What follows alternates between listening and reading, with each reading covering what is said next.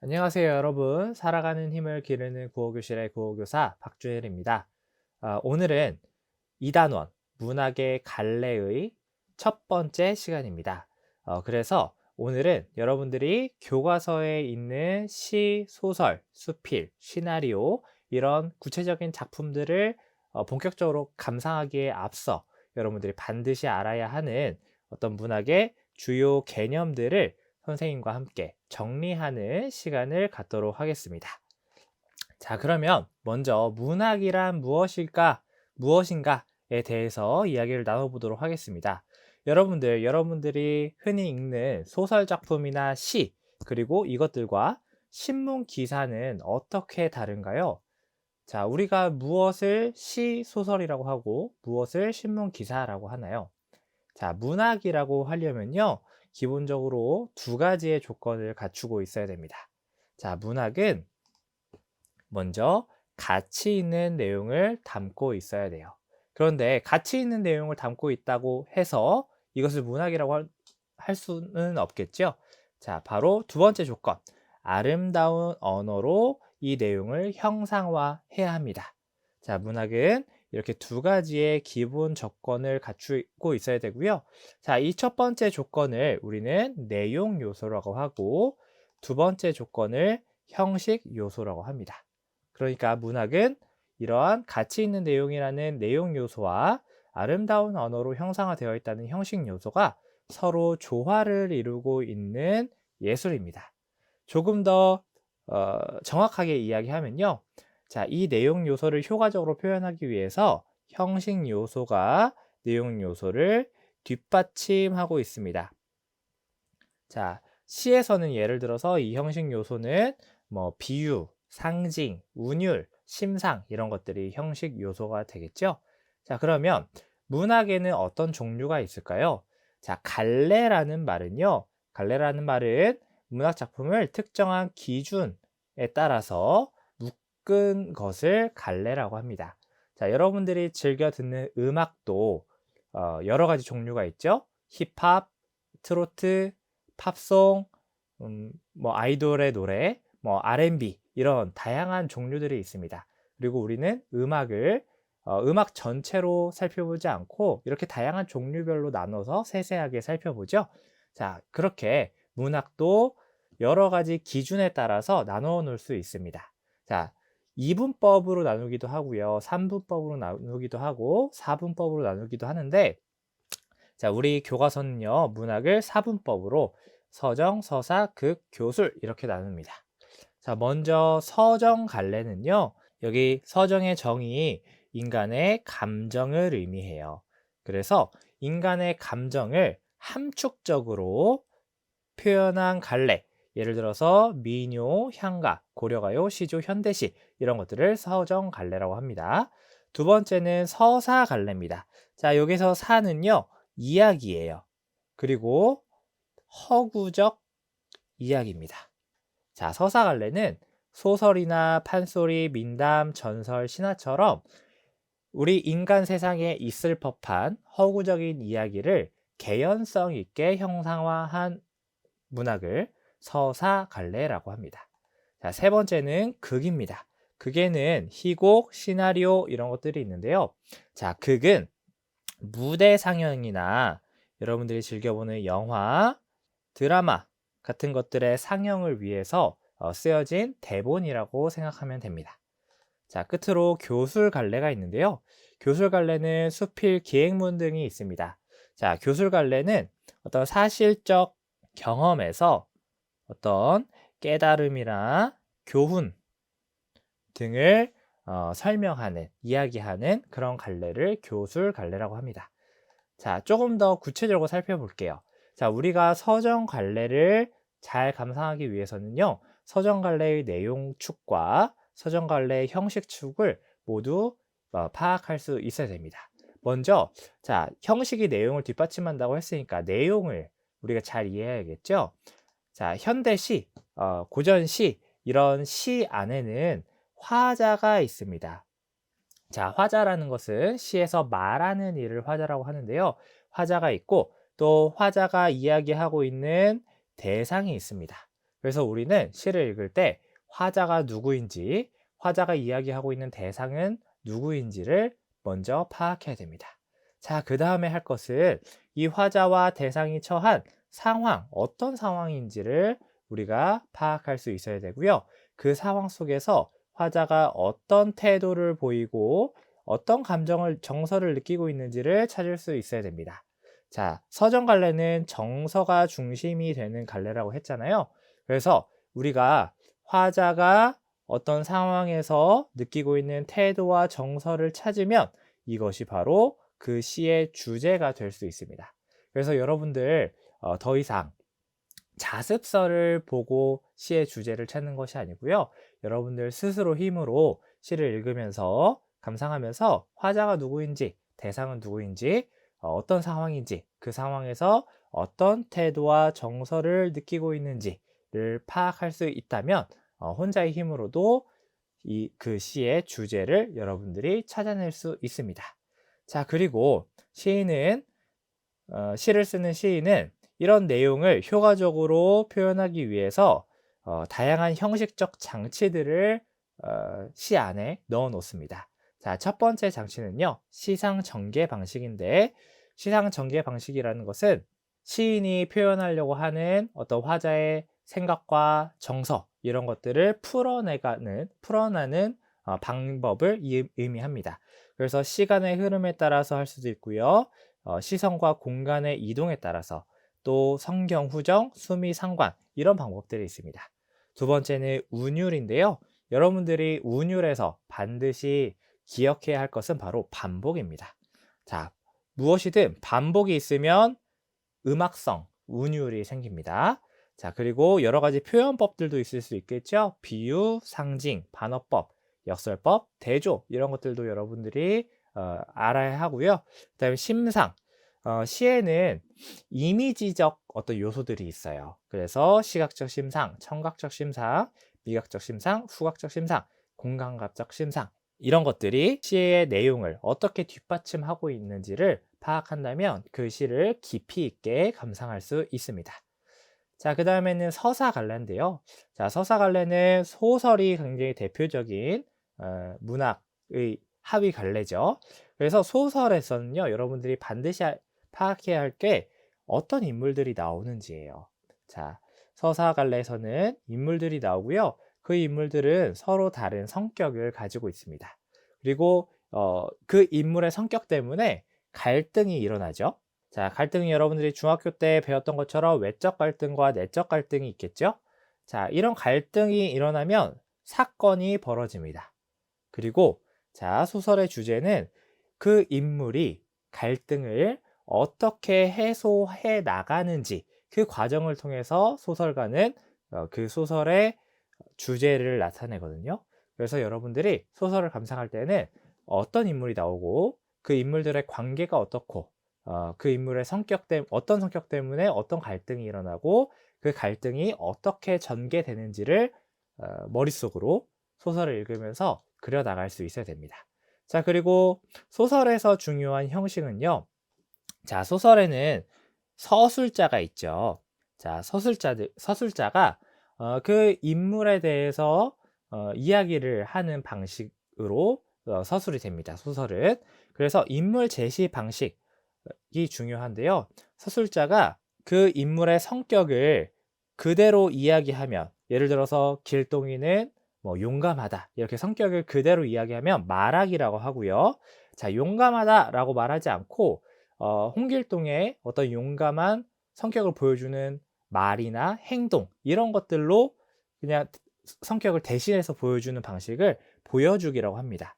자, 그래서 말하기의 방식으로 인물에 대해서 설명하는지, 보여주기의 방식으로 인물을 설명하는지를 여러분들이 판단할 수 있어야 되고요. 두 번째로 소설에는 배경이 나오고 또 중요한 소재들이 나옵니다.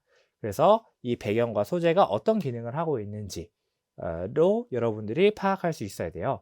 자, 이런 것들은 주로 분위기를 조성하거나, 소설의 분위기를 조성하거나, 인물의 심리를 표현해 주거나, 앞으로 일어날 사건들을 암시하거나, 또 주제를 상징하는 역할들을 합니다. 자, 그 다음에 사건 제시 방식도 중요한데요. 소설마다 어떤 개성들을 가지고 있어요. 그래서 액자식 구성으로 되어 있는지, 시간의 역순으로 소설이 이야기가 흘러가는지, 아니면 여로형이라는 것은 인물들이 장소를 이동해 가면서 일어나는 사건들을 그린 소설을 여로형 소설이라고 하거든요. 이렇게 여로형 소설을 우리가 감상할 겁니다. 바로 교과서에 있는 삼포 가는 길. 자, 이 소설이 바로 여로형 구성으로 되어 있는 쓰여진 소설이거든요.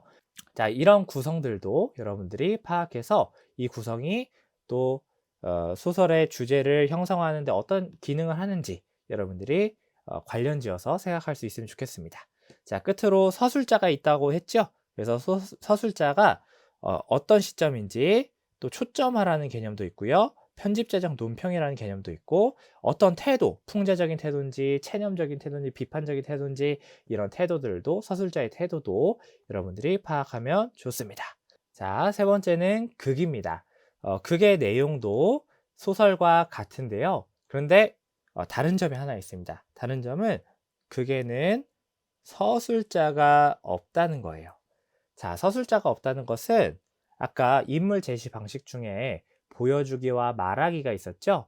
자, 말하기는 서술자가 인물의 성격을 그대로 직접적으로 이야기해 주는 거였어요. 그런데 서술자가 없기 때문에 자, 말하기 방식으로 인물들을 제시할 수 없습니다.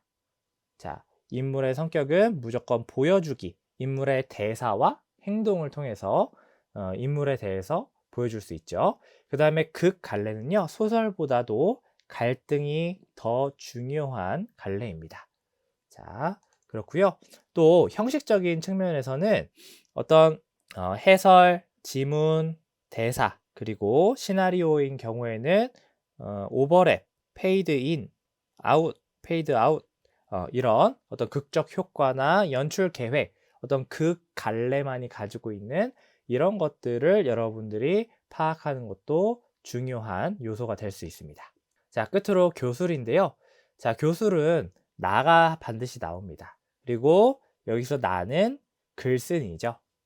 자, 글쓴이가 일상적인 경험을 하는데, 자, 그냥 일상적인 경험을 이야기하면 이것은 가치 있는 내용이 될 수 없죠. 자, 수필에서는 반드시 나의 어떤 독특한 관점이 담깁니다. 그래서 이를 통해서 교훈적인 주제를 전달하는 것이 교술 갈래의 특징이고요. 형식이 자유롭다는 것이 또 한 가지의 특징이에요. 그래서 여러분들이 교술 갈래를 읽을 때, 수필을 읽을 때에는 어떤 작가만의 개성이 무엇인지, 표현상 특징이 무엇인지, 독특한 관점이 무엇인지 이런 것들을 파악하면 좋겠습니다. 자, 그러면 여러분들이 다음 시간부터 정주영의 비라는 시를, 현대시를 감상해야 하기 때문에 조금 더 서정 갈래의 핵심 개념을 깊이 살펴보겠습니다. 자, 여러분들 시 안에는 말하는 이 화자가 있다고 했죠? 자, 그런데 화자와 시인은 같은 사람일까요? 다른 사람일까요? 자, 여러분들 중학생 때 이미 공부한 내용입니다. 자, 잘 기억이 나지 않는다고요? 여러분들 시는 사실 옛날에는 노래와 하나였어요. 자, 노래와 하나였다가 노래의 가사가 시라는 문학으로 분리되어 나온 것이거든요. 그래서 여러분들이 노래를 들으면 시의 특성을 또 알 수 있습니다. 자, 이 노래는 선생님이 어렸을 때 좋아했던 체리필터의 오리 날다 라는 노래인데요. 이 노래를 같이 들어보면서 이 노래의 화자는 누구인지 한번 생각해 봅시다.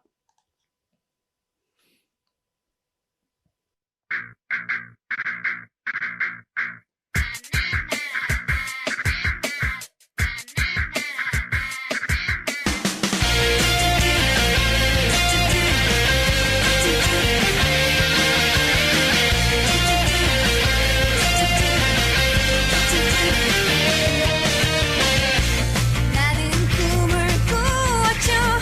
네모난 다리 떴죠. 하늘 위로 올라가 달에게 말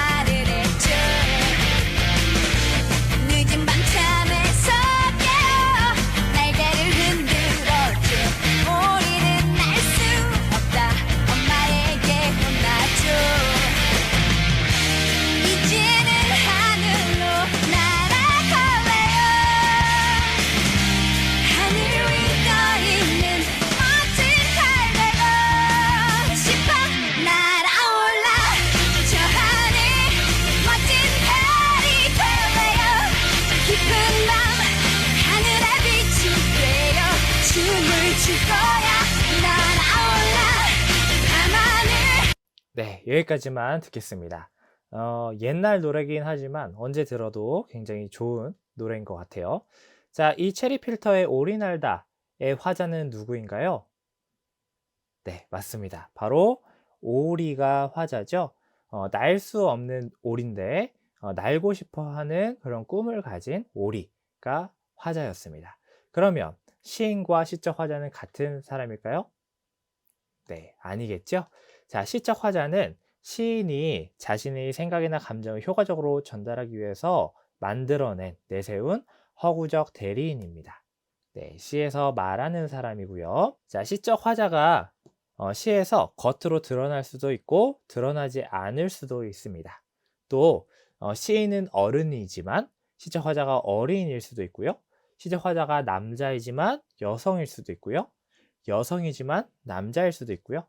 아까 우리가 들어본 체리필터의 오리날다처럼 사람이 아닐 수도 있겠습니다. 그래서 여러분들이 시적 화자가 어떤 사람인지, 그리고 시적 화자가 그 상황에서 어떤 태도와 감정을 느끼고 있는지를 파악하는 게 중요하다고 했잖아요. 그때 화자의 어조를 여러분들이 파악할 수 있다면 태도와 감정도 자연스럽게 찾을 수 있습니다. 어조라는 것은 시적 화자의 말투예요.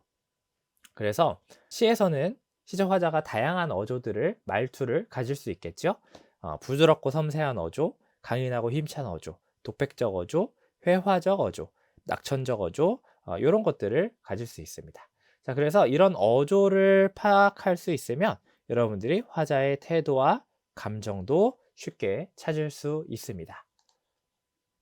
자, 그 다음에 시상 전개 방식 살펴볼게요. 자, 시상 전개 방식은 아까 선생님이 이야기한 것처럼 시에 담긴 생각이나 감정을 풀어내는 방식, 시의 짜임새라고 할 수 있습니다. 수미상관은요, 수가 머리고요, 미가 꼬리예요. 머리와 꼬리가 상관되어 있다는 것은 머리와 꼬리가 비슷하거나 같다라는 뜻입니다. 시의 처음과 끝이 비슷하거나 같으면 수미상관이라고 하는데요. 한영운의 나룻배와 행인, 김소월의 산유화, 이런 시들이 수미상관 구조를 가지고 있습니다. 자, 두 번째로 선경후정인데요. 자, 선은 먼저 선이고 경은 경치할 때 경이고요.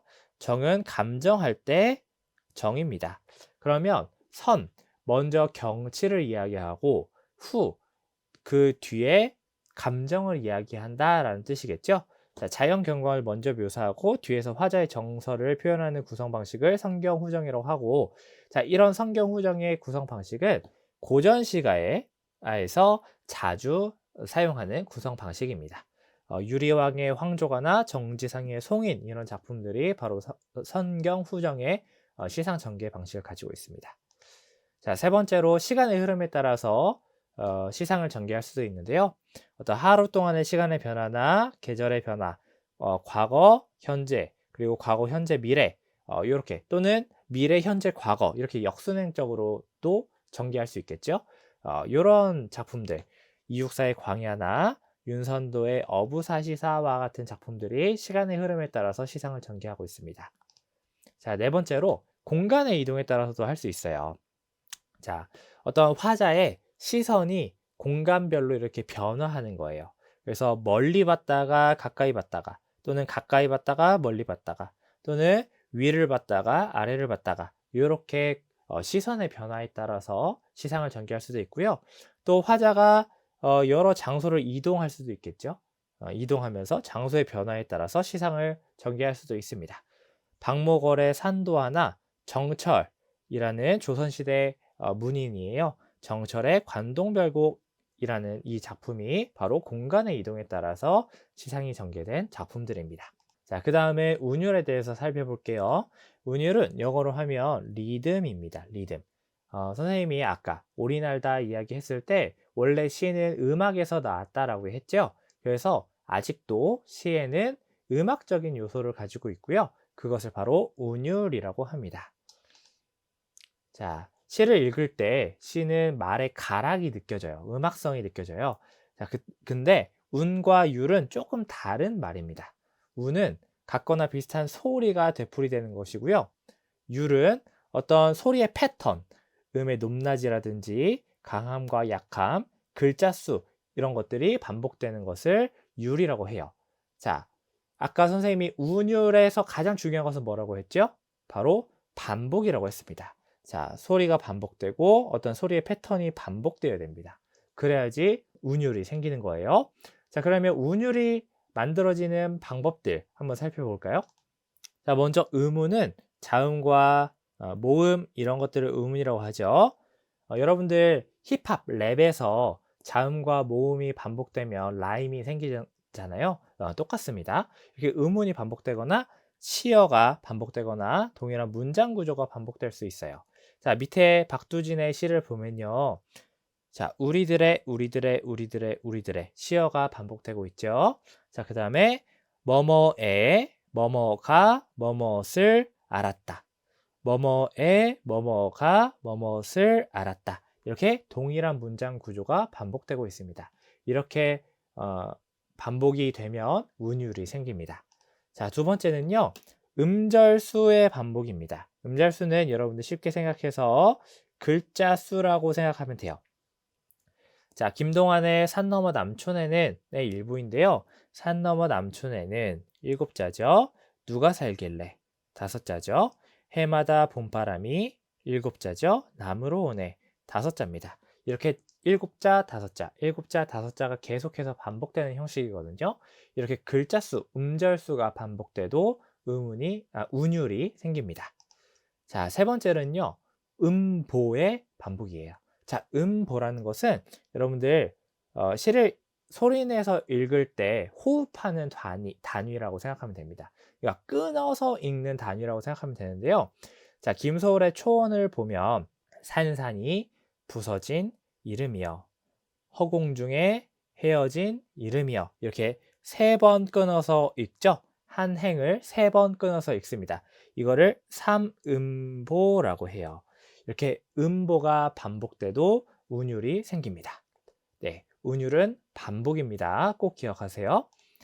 자, 그 다음에 시하면 빠질 수 없는 것이 바로 비유죠. 비유는 표현하려는 대상을 이것과 유사한 다른 대상으로 빗대어 표현하는 방법입니다. 자, 그래서 표현하려는 대상, 원래 시인이 표현하려는 대상, 얘를 원관념이라고 하고요. 자, 다른 대상, 이것을 보조관념이라고 합니다. 자, 구체적인 예시를 한번 살펴봅시다. 서정주의 국화 옆에서 라는 시를 보면요. 내 누님같이 생긴 꽃이여 라는 구절이 있습니다. 자, 여기에서 지금 이 시인은 꽃을 누님에 비유했죠. 자, 꽃이 누님같이 생겼다라고 이야기하고 있습니다. 그러면 원래 표현하려고 하는 원관념은 누님인가요? 꽃인가요? 네, 맞습니다. 바로 꽃이 원관념이고요. 자, 누님이 보조관념이에요. 꽃이 누님같이 생겼다라고 이야기를 하고 있습니다. 자, 이렇게 원관념은요, 서로 유사성을 가지고 있어야 됩니다. 자, 꽃과 누님은 서로 유사성을 가지고 있어야 돼요. 자, 동시에 완전히 똑같으면 그것은 비유라고 할 수 없겠죠? 차이성도 함께 가지고 있어야 됩니다. 자, 이렇게 비유를 사용하면요, 구체성, 선면성, 참신성이 올라가는 그런 효과가 있기 때문에 시인들은 비유를 시를 쓸 때 활용을 합니다.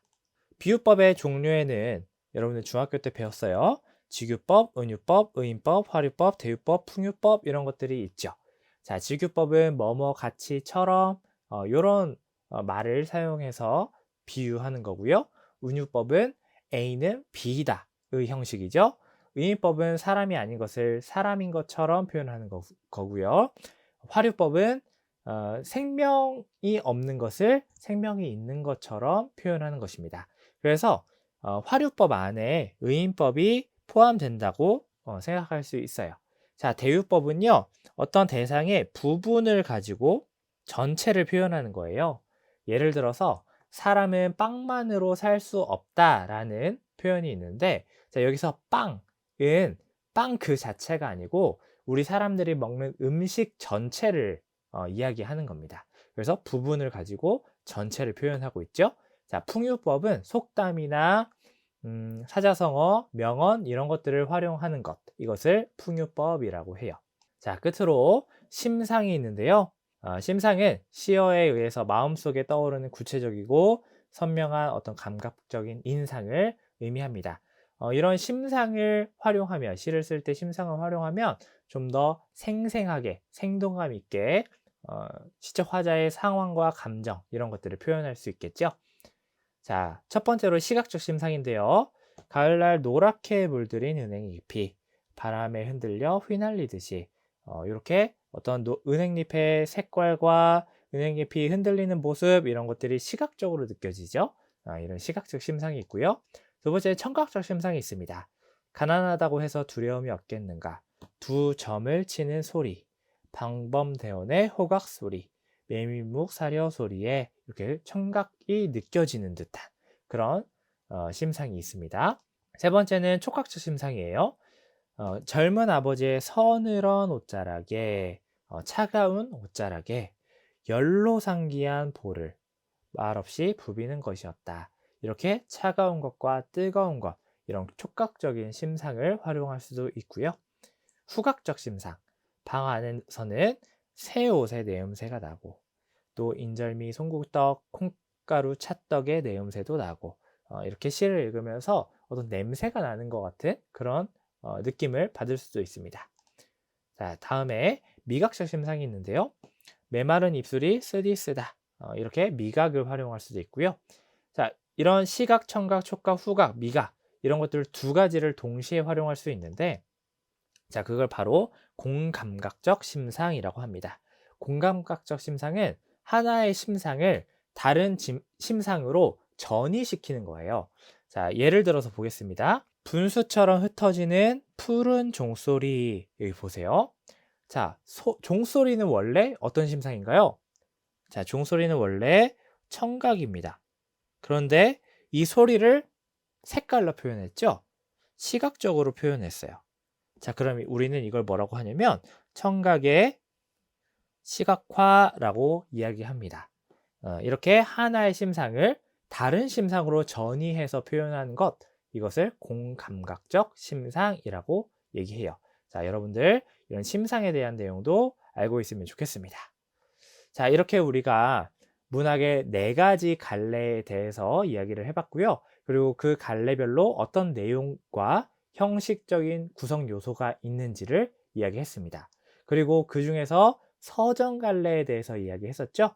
서정 갈래를 얘기하면서 시적 화자, 그리고 운율, 시상 전개 방식, 비유, 또 심상에 대해서 이야기했습니다. 자, 그러면 이번 시간에 우리 같이 학습한 것을 선생님이랑 재밌게 형성평가 퀴즈를 통해서 다시 한번 복습해 봅시다.